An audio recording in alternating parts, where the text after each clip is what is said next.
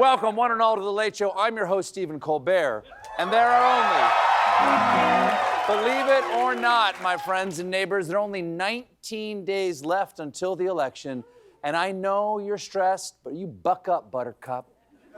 Because yesterday was the opening day of early voting in the critical swing state of Georgia, and they set a new record for first-day voter turnout. Oh, hell yeah! You go, Georgia! Georgia, I said, Georgia, you've always been one of my favorite southern states, right after Mississippi. I mean, the curves on that river. I mean, is there a Mississippi?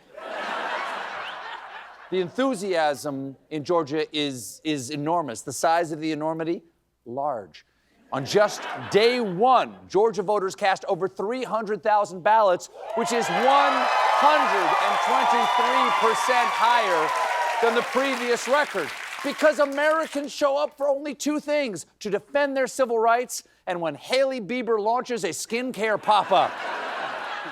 If you're in that line, stay in line. What are the chances you're ever gonna find lotion again in your life?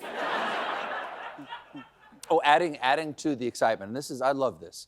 One famous Georgian made his voice heard because 100-year-old former President Jimmy Carter voted by mail today.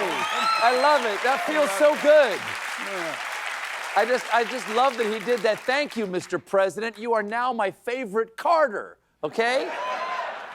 Deal with it, Beyonce.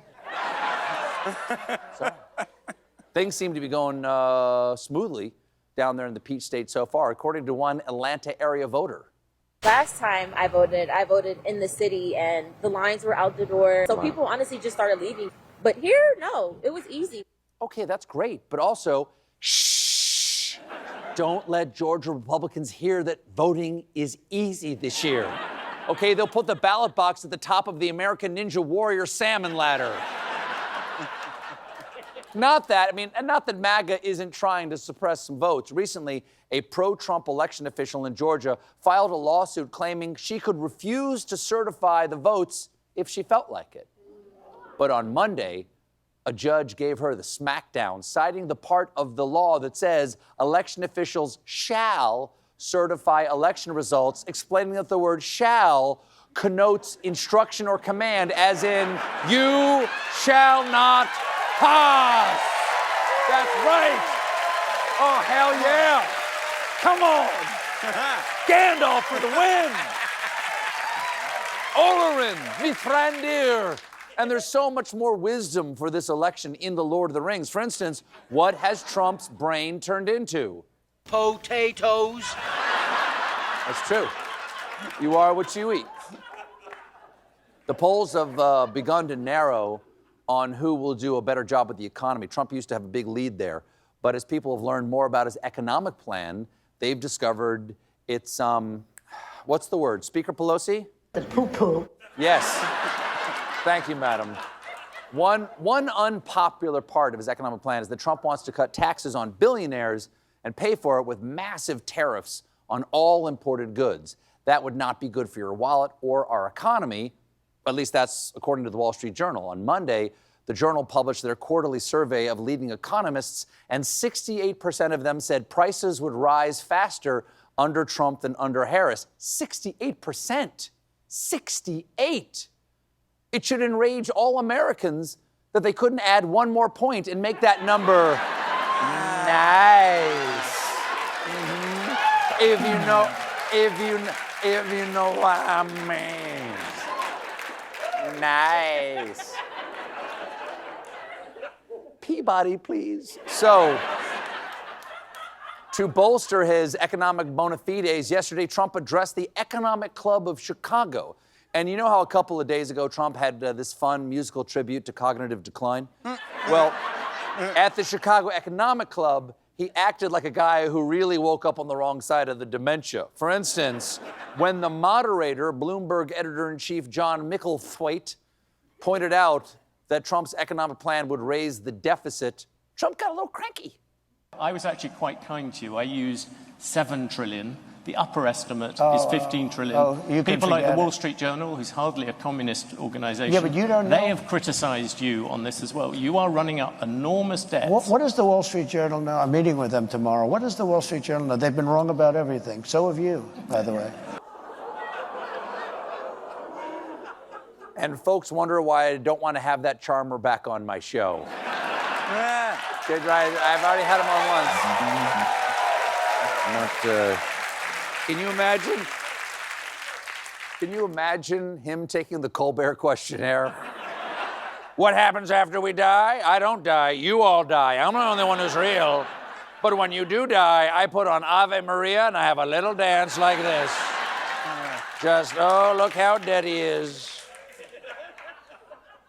At one point, Trump waxed poetic about tariffs. If I run this country, if I'm going to be president of this country, I'm going to put a 100, 200, 2,000% tariff. To me, the most beautiful word in the dictionary is tariff. And it's my favorite word. Yes, I do. It's true. I love tariff. It's my favorite word, and I use it all the time. Like, tear off a piece of that pizza and put it in my mouth. Tariff. I love Chinese food. Chinese tariffs. That's why I love Chinese tariffs. When the subject switched to January 6th, Trump got even more grumpy. Only 3 weeks to go to the election. Will you commit now to respecting and encouraging a peaceful transfer of power? Well, you had a peaceful transfer of power. Sure, after your violent coup failed. That's just like the famous words of Jefferson Davis. Ultimately, we all agreed to end slavery. Smoke bomb! Then, they did that. He had smoke bombs. That's how he got away. Then Micklethwaite asked about Bob Woodward's reporting that since leaving office, Trump has talked to Vladimir Putin as many as 7 times. Can you say yes or no whether you have talked to Vladimir Putin since you stopped being president? Well, I don't comment on that, but I will tell you that if I did, it's a smart thing. Smooth. Oh, he is smooth. Your Honor, I'm not going to comment on whether or not I murdered my uncle. But as the sole heir to his fortune, if I did, that'd be some pretty smart stabbing, don't you think? The defense rests. Now, can someone hand me back my lucky stabbing knife? On the Democratic side, Kamala Harris is getting a boost from her boss, Joe Biden. He stumped in Philly, and he was fired up when he was talking about Trump's weird musical rally. Look, Trump hasn't changed. I would argue he's gotten worse. Last night, his rally stopped taking questions because someone got hurt. And guess what? He stood on the stage for 30 minutes and danced. I'm serious. What's wrong with this guy?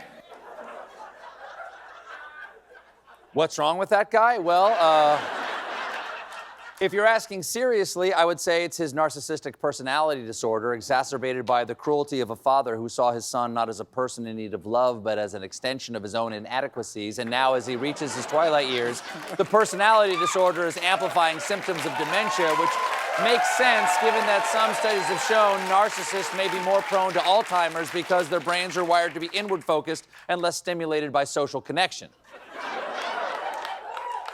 Plus,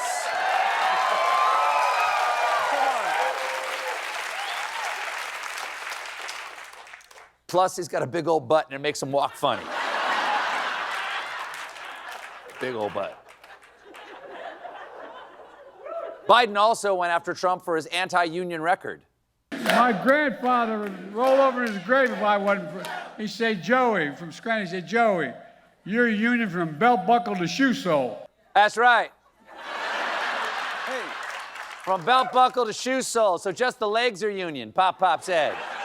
Pop said, you say your torso doesn't believe in collective bargaining. Your head's a scab, but your ding-dong's a communist. You know what I'm saying? You know what I'm saying? Ding-dongs, yeah, sir. Want someone to seize the means of production. Catch my drift? Talking about sex, Joe. You got a question, go watch the horses. They know. Biden wasn't the only Democrat fired up in the Keystone State yesterday. So was Minnesota Governor Tim Walz, who held a rally at a farm in rural Pennsylvania, and boy, did he dress the part. Tim Walz I love the big plaid and the hat. Tim Walz gets more Midwestern with each appearance. At this rate, by Election Day, he's going to be breaded and deep fried. Walz, that's a good look. Yeah. Hey! Walz brought up some of Trump's recent gaffes and encouraged the crowd not to be seduced by the silliness. I'm going to be the first to say this. It is pretty funny stuff if he didn't want to be president of the United States. It's pretty funny stuff if he weren't going to try and deny women their reproductive rights. It's pretty funny stuff if he wasn't going to try and rip health care away from all of us with the ACA, or if he wasn't threatening us in different ways. Well said, Governor. It is hard to find something funny while also being threatened. There's a reason why the signs here in the studio say applause and not, we have your nana. All right? Which we do. So keep with the applause.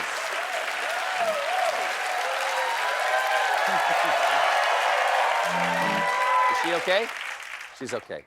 Walz also mentioned Trump's weird musical town hall and pushed voters to be thoughtful before casting their ballots. We need to go out to people and say, what do you stand for? Because right now, oh, I don't know, Donald Trump's dancing to YMCA. I think I'll vote for him. Hell no.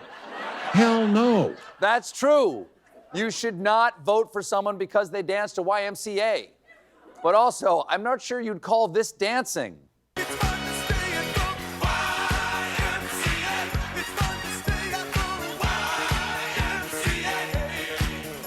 Those are some bad moves, baby. If this president thing doesn't work out, he ought to think about being a contestant on Swaying with the Stars or So You Think You Can Tilt. We got a great show for you tonight. My guests